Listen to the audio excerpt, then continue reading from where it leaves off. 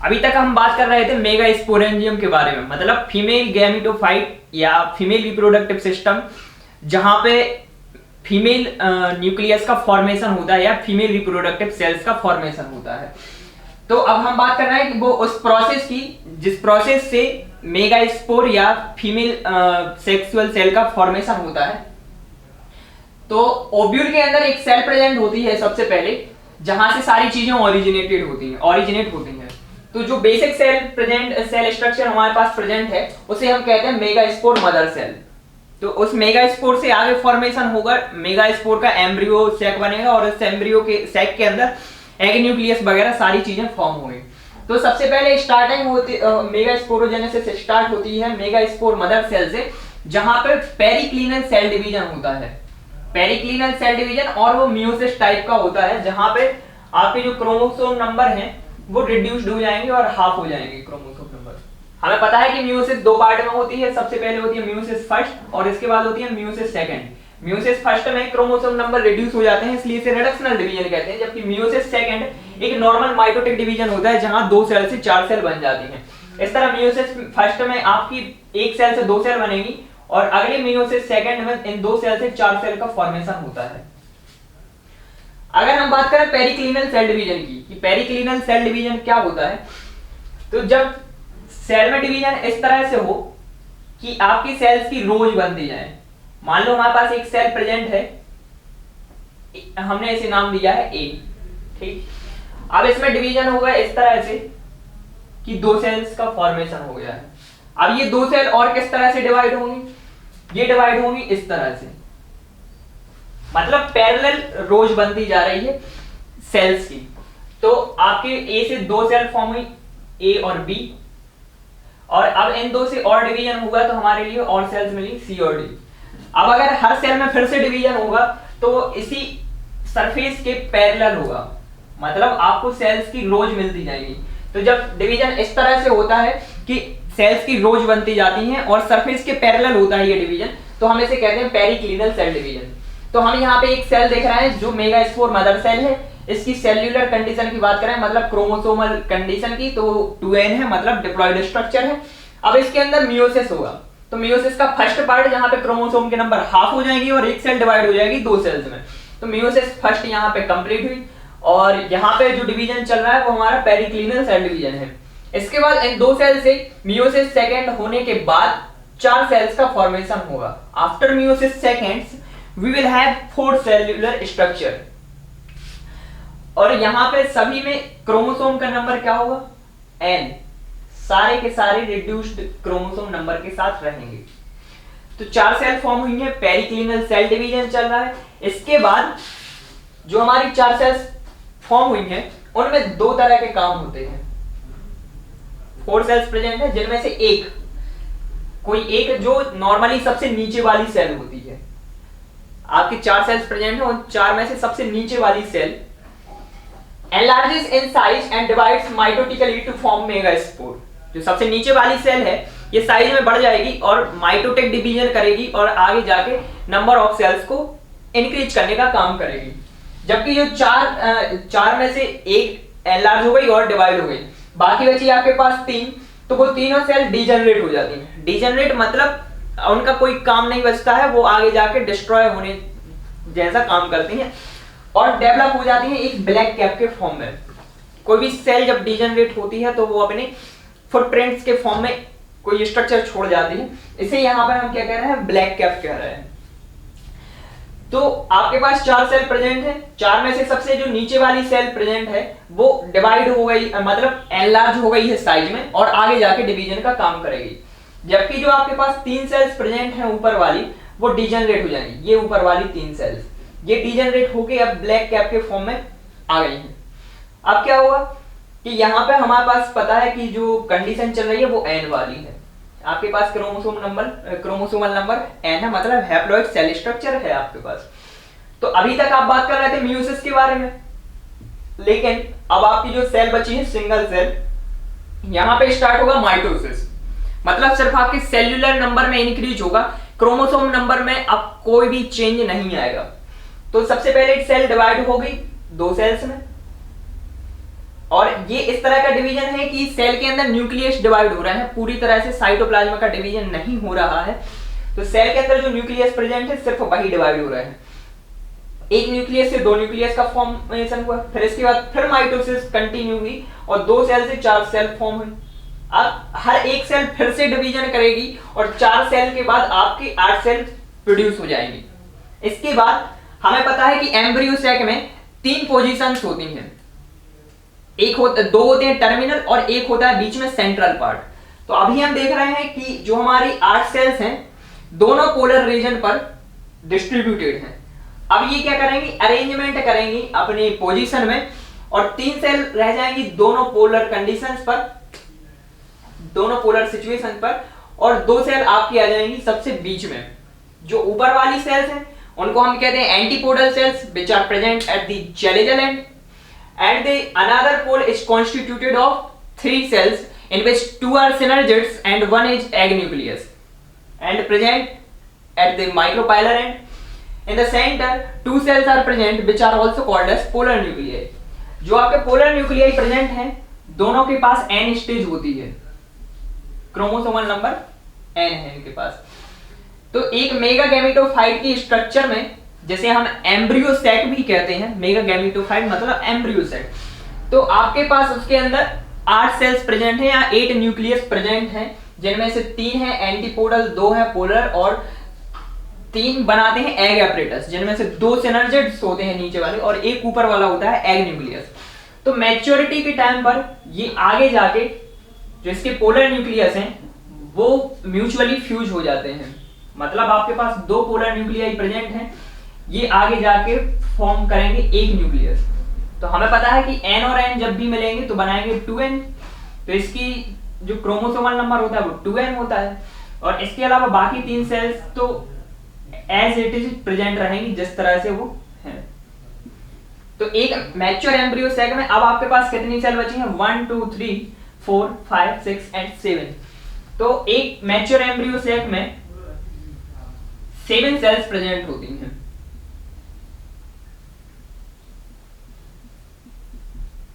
Seven cellular structure होता है एक मैच्योर एम्ब्रियो सैक। जो यहाँ पे आपकी सेल प्रोड्यूस हुई है जिसने अब 2n कंडीशन रीस्टोर कर ली है, इसे हम कहते हैं सेकेंडरी न्यूक्लियस।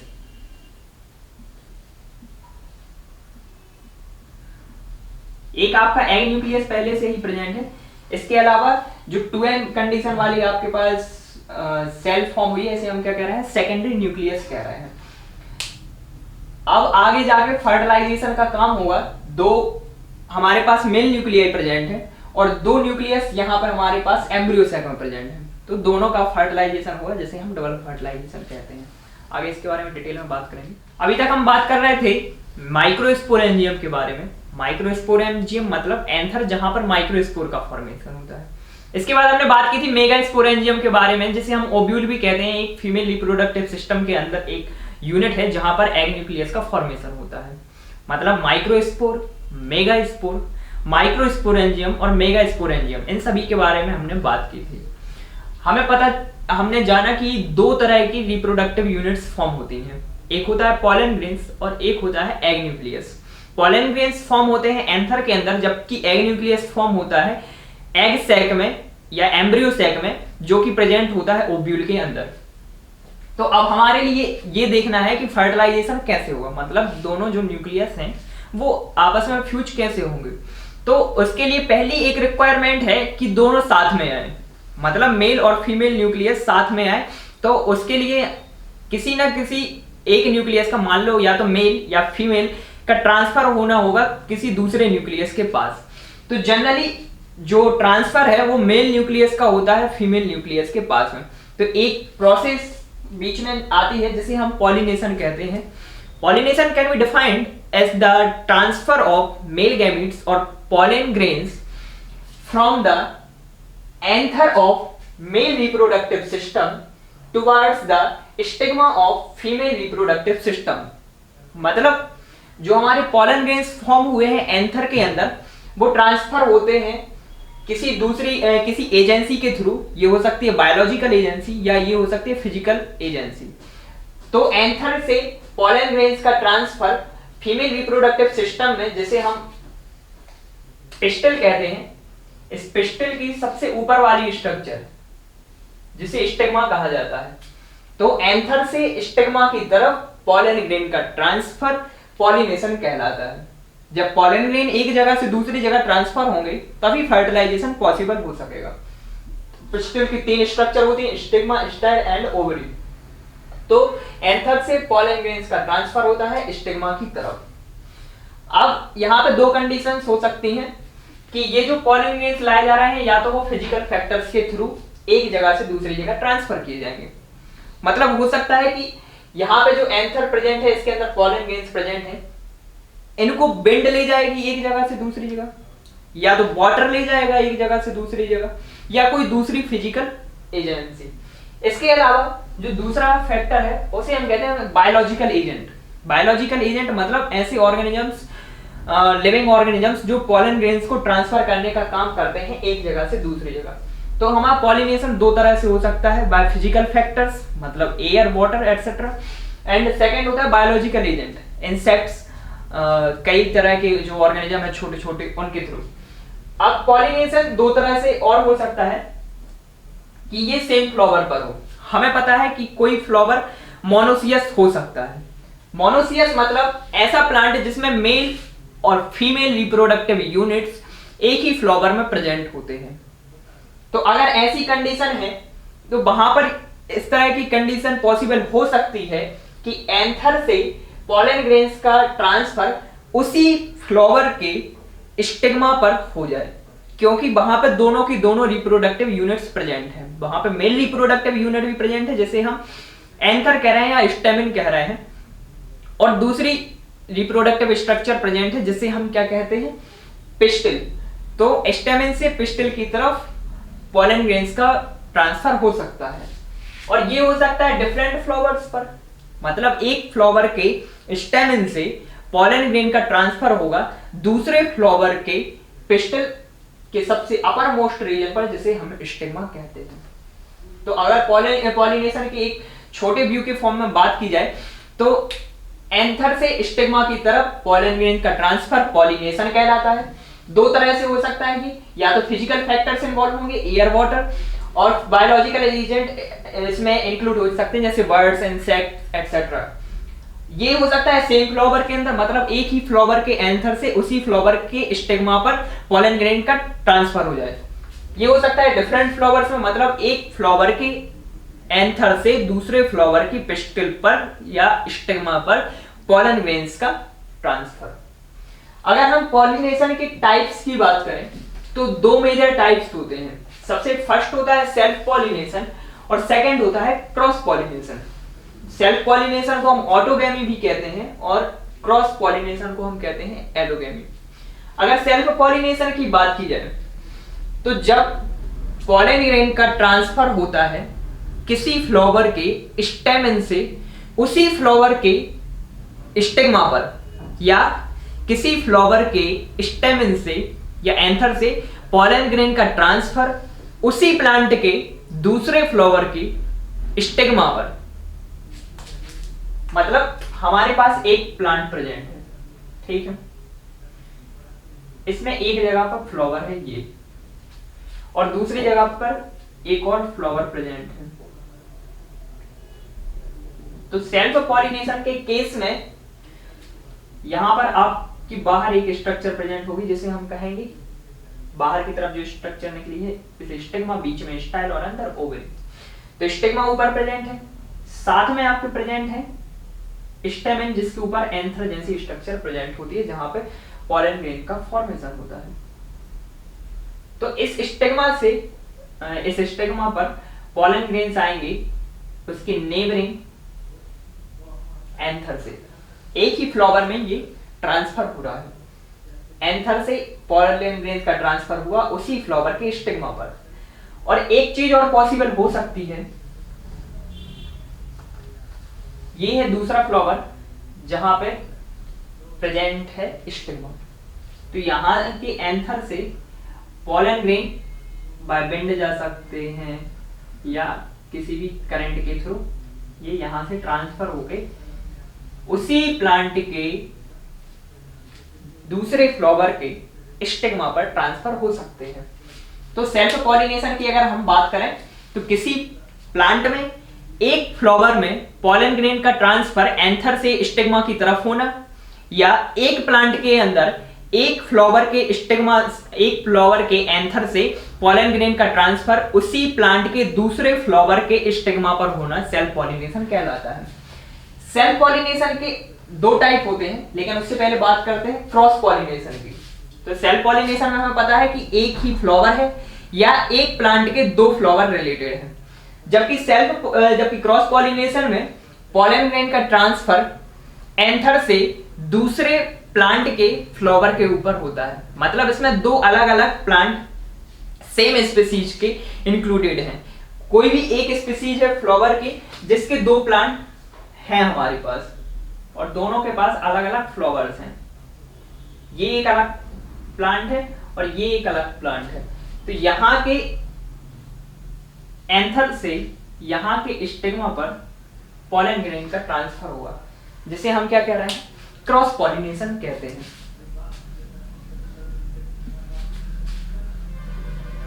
अब हम बात करते हैं सेल्फ पॉलिनेशन के टाइप्स के बारे में कि सेल्फ पॉलिनेशन के कितने टाइप्स होते हैं। तो दो टाइप होते हैं सेल्फ पॉलिनेशन के। फर्स्ट होता है ऑटोगैमी और सेकंड होता है जिटोनोगैमी। ऑटोगैमी मतलब जब किसी फ्लावर को उसी फ्लावर का मेल पार्ट पॉलिनेट करता है। इट मींस टू से flower is pollinated bye its own pollen. मतलब ये फ्लावर्स कैसे होंगे नेचर में, मोनोसियस होंगे। इसके पास मेल रिप्रोडक्टिव यूनिट भी प्रेजेंट है और इसके पास फीमेल रिप्रोडक्टिव यूनिट भी प्रेजेंट है। उसी फ्लावर के एंथर से पॉलन ग्रेन ट्रांसफर होंगे उसी फ्लावर के स्टिग्मा के ऊपर। जैसे ये वाली कंडीशन हमारी फर्स्ट वाली कंडीशन थी, जहां पर एक फ्लावर में ही एंथर और स्टिग्मा दोनों प्रेजेंट है। तो एंथर से ट्रांसफर होकर स्टिग्मा पर पॉलन ग्रेन पहुंच गए। इसका एग्जांपल क्या है, पी एंड राइस। पी मतलब मटर और राइस चावल, जो हम जानते हैं। इसके बाद सेकंड है जिटोनोगैमी, when pollen grain transferred on stigma of other flowers worn on same plant। एक ही प्लांट के दो फ्लावर हैं यहाँ पर। जैसे हमारा ये एक प्लांट है तो इसमें दो फ्लावर हैं, एक लेफ्ट हैंड साइड पर और एक राइट हैंड साइड पर। तो एक फ्लावर से पॉलन ग्रेन ट्रांसफर होके जाएंगे दूसरे फ्लावर के ऊपर। इस कंडीशन को हम कहेंगे जिटोनोगैमी। जिटोनोगैमी मेनली ऐसे मतलब फ्लावर्स में जहां पे अलग अलग रिप्रोडक्टिव स्ट्रक्चर्स प्रेजेंट हैं। ठीक, अब इसके बाद हम बात करते हैं क्रॉस पॉलिनेशन की। तो क्रॉस पॉलिनेशन मेनली तीन तरह से होता है। There are mainly three types of cross pollination. First one is anemophily, second one is hydrophily and third one is zoophily. Anemophily, अगर हम इनके बर्ड्स को ब्रेक करें तो हम थोड़ा आइडिया लगा सकते हैं कि ये किस डायरेक्शन में लेके जा रहे हैं। तो एनिमोफिली, यहाँ पे एक बर्ड है एनिमोज, जो ग्रीक लैंग्वेज का वर्ड है। एनिमोज का मतलब होता है एयर। फिर इसके बाद सेकंड है हाइड्रो, हाइड्रो का मतलब होता है वाटर। और जो थर्ड वर्ड है जू, जूज से मिलके बना है जो, इसका मतलब होता है लिविंग ऑर्गेनिजम्स, ऐसे क्रिएचर्स जो लिविंग है। एनिमोफिली की बात करें अगर, when flowers pollinated by means of wind, मतलब एक फ्लावर से आप पॉलन ग्रेन को विंड के थ्रू ट्रांसफर करके ले जा रहे हो दूसरे प्लांट के फ्लावर पर, तो इसे हम कहेंगे एनिमोफिली। अगर इसके एग्जांपल की बात करें तो इसमें फर्स्ट एग्जांपल है मेज, बैम्बू एंड सुगरकेन। हाइड्रोफिली की बात करें तो पॉलिनेशन यहां पर होगा वाटर की एजेंसी के थ्रू। मतलब वाटर में पॉलन ग्रेन रिलीज कर दिए जाएंगे एक फ्लावर से, और वो वाटर करंट उन पॉलन ग्रेन को ले जाके दूसरे प्लांट के ऊपर ट्रांसफर कर देगा। मतलब फीमेल रिप्रोडक्टिव पार्ट के ऊपर उसको ट्रांसफर कर देगा दूसरे प्लांट पर। मतलब हमारे पास एक वाटर करंट है या पॉन्ड है, मान लो, जहां पे थोड़ी वेव्स चलती हैं पानी की। वहां पे एक प्लांट ए है और एक है प्लांट बी। तो प्लांट ए से मेल रिप्रोडक्टिव यूनिट्स, जिन्हें हम पॉलन ग्रेन्स कहते हैं, ये रिलीज हुई। इनको वाटर करंट ले जाएगा फ्लो के साथ और रिलीज कर देगा प्लांट बी के स्टिग्मा पर, जो कि उसकी फीमेल रिप्रोडक्टिव यूनिट है। इसके एग्जांपल हैं बेलिस्नेरिया एंड हाइड्रिला, जो मोस्टली एक्वेटिक प्लांट्स होते हैं, उनमें हाइड्रोफिली के थ्रू पॉलिनेशन होता है। इसके बाद थर्ड है जूफिली। इसमें मेनली पॉलिनेशन होता है एनिमल्स के थ्रू। एनिमल्स मतलब छोटे छोटे इंसेक्ट्स, बर्ड्स, और कभी कभी ये बड़े से बड़े क्रिएचर के थ्रू हो सकता है, जैसे कि एलिफेंट। एलिफेंट सबसे बड़ा ऑर्गेनिज्म है जो कि पॉलिनेशन का काम करता है। वर्ल्ड का सबसे बड़ा फ्लावर जिसे हम रैफलेसिया कहते हैं, उसके पॉलिनेशन का काम एलिफेंट के थ्रू किया जाता है। यहाँ पे अगर जूफली के टाइप्स की बात करें तो मेनली 4 टाइप्स प्रेजेंट होते हैं। सबसे फर्स्ट है एंटोमोफिली, सेकंड है ऑर्निथोफिली, थर्ड है क्रिप्टेरोफिली और फोर्थ है मेलेकोफिली। अगर यहाँ पे भी हम बर्ड्स की बात करें तो बर्ड से आप आइडिया लगा सकते हैं कि किससे क्या होगा। जो एंटोमोफिली है, यहाँ पे एंटोमोज, अगर इस बर्ड को ब्रेक किया जाए तो हमें बर्ड मिलेगा एंटोमोज। एंटोमोज का मतलब होता है इंसेक्ट्स।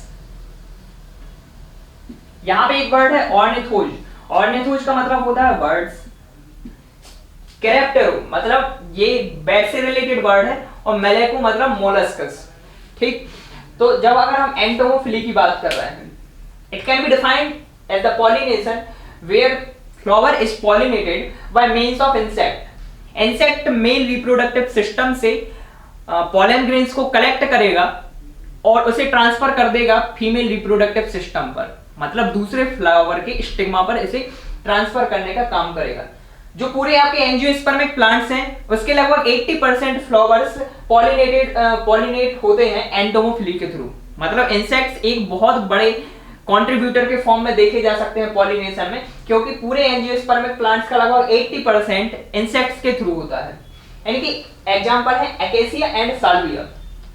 अब यहाँ पर कंडीशन ये है कि जब आप पॉलिनेशन कराना चाहते हैं इंसेक्ट्स के थ्रू, तो आपके पास कुछ ऐसी चीज होनी चाहिए कि इंसेक्ट्स आपके पास अट्रैक्ट हों। तो इस चीज के लिए फ्लावर्स बहुत अट्रैक्टिव होते हैं। ऐसे मतलब फ्लावर्स जहां पे एंटोमोफिली होनी होती है या इंसेक्ट के थ्रू पॉलिनेशन होना होता है, वो नेचर में बहुत ज्यादा अट्रैक्टिव होते हैं। उनके पास कई तरह के कलर का ब्लेंड होता है जिससे इंसेक्ट उनकी तरफ अट्रैक्टिव होते हैं। फ्रेग्रेंस होता है, और इंसेक्ट को अट्रैक्ट करने के लिए उनके पास नेक्टर होता है, नेक्टर जिसे वो सक कर सकते हैं। इसके बाद सेकंड है ऑर्निथोफिली। जब पॉलिनेशन किया जाता है बर्ड्स के थ्रू, तो इसे हम कहते हैं ऑर्निथोफिली। बर्ड्स फ्लावर से नेक्टर सक करेंगे और फ्लावर से फ्लावर मूव होते हुए वो पॉलन ग्रेन को ट्रांसफर करने का काम करते हैं। इनके एग्जांपल है वॉम्बिक्स एंड बिग्नोनिया। इसके बाद थर्ड है क्रेप्टेरोफिली। जब बैट्स के थ्रू पॉलिनेशन होता है तो इसे हम कहते हैं क्रेप्टेरोफिली। बैट्स से फ्लावर को ईट करते हैं और उसके खाने के साथ साथ पॉलन ग्रेन्स भी उनके अंदर चले जाते हैं और पॉलन ग्रेन को वो ट्रांसफर कर देते हैं अगले प्लांट पर। इसका सबसे आइडेंटिकल एग्जांपल है एंथोसेफेलस, जिसे हम कदम्ब भी कहते हैं। इसका हिंदी नाम है कदम्ब, सुना होगा आप लोगों ने। फिर इसके बाद है फोर्थ मेलेकोफिली। जब मोलस्कस, जैसे कि मोलस्कस की एग्जांपल हमें पता है, सबसे मेन एग्जांपल आता है मोलस्कस में स्नेल। तो जब पॉलिनेशन स्नेल्स या जो आपके अलग अलग मोलस्कस हैं उनके थ्रू होता है तो इसे हम कहते हैं मेलेकोफिली। जो कई सारे एक्वेटिक प्लांट्स, हमें पता है कि मोलस्कस का नेचर एक्वेटिक होता है, और कई सारे टेरेस्ट्रियल प्लांट्स जिन पे स्नेल्स वगैरह रहते हैं, तो वहां पे इस तरह के पॉलिनेशन को देखा जा सकता है। मेनली ये एक्वेटिक और टेरेस्ट्रियल प्लांट्स में होता है। तो इस तरह से ये पॉलिनेशन का एक डिस्क्रिप्टिव व्यू है जिसमें हमने पॉलिनेशन के बारे में बात की और पॉलिनेशन के मेजर टाइप्स के बारे में एक ओवरव्यू देखा।